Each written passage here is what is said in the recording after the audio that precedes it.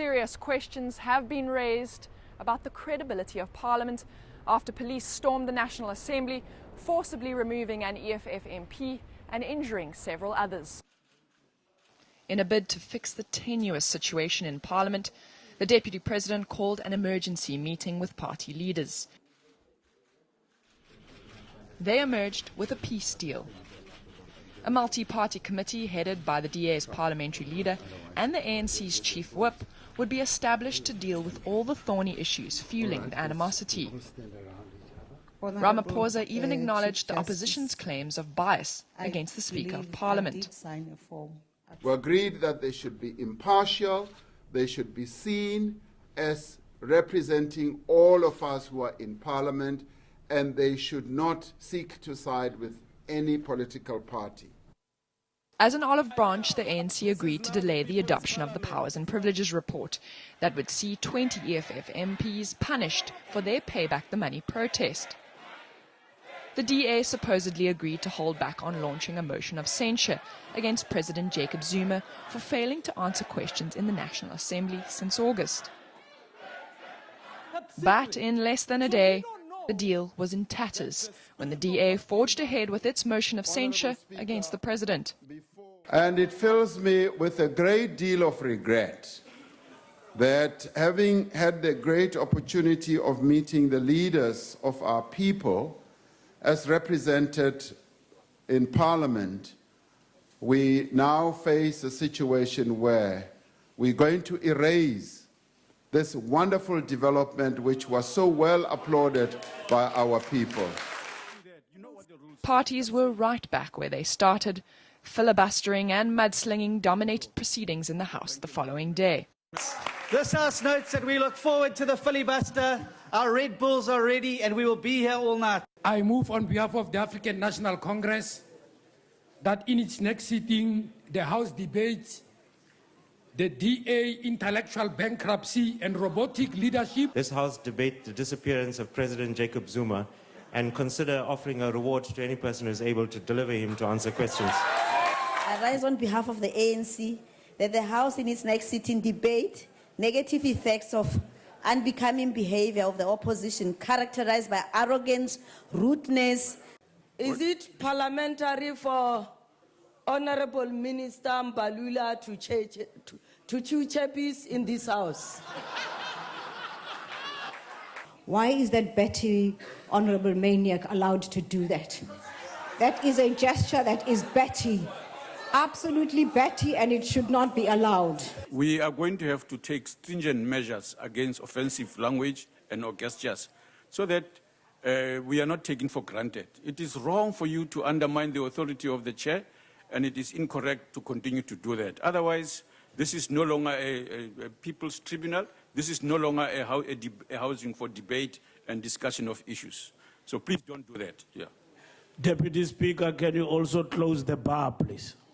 What I think I've learned from this year and observing Parliament is that having rules is not enough. Having members of Parliament who know the rules is not enough. Perhaps we need to have rules that reflect the substance of South African political culture more accurately.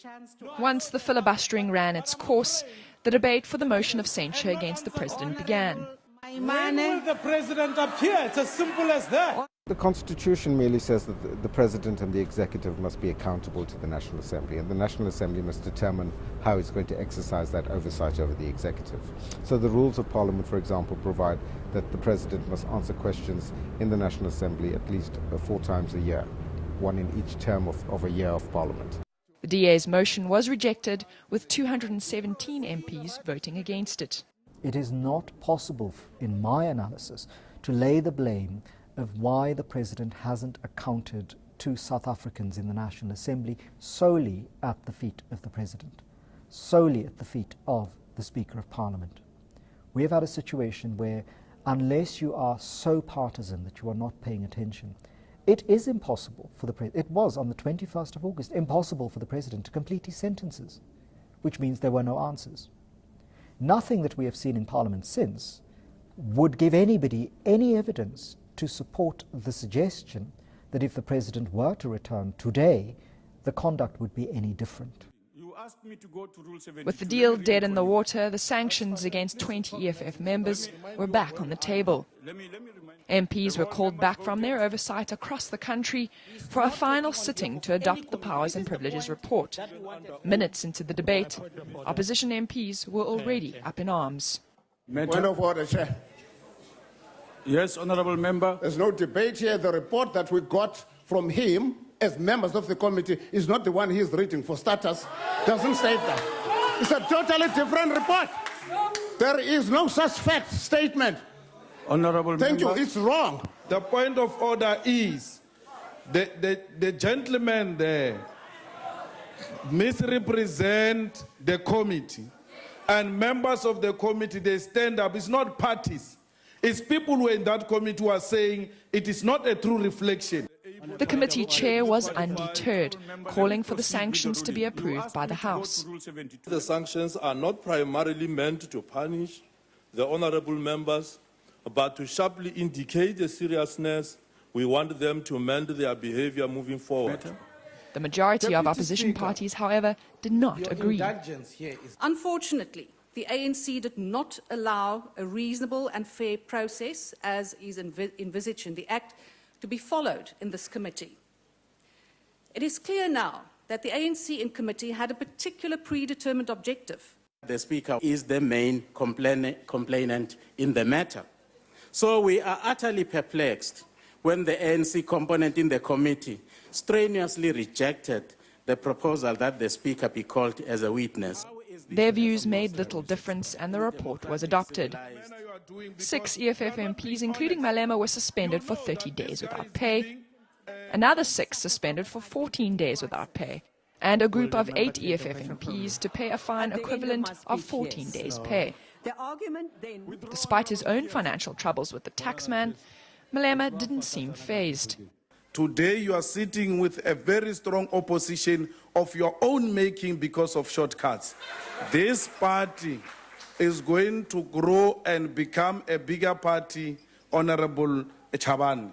It's not going the other side. It's coming this side and ultimately this side.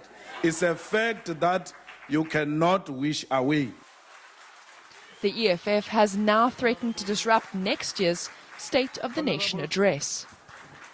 Political parties and members of parliament need to have a process of deep introspection and work out how this institution is going to function in the best interests of all South Africans.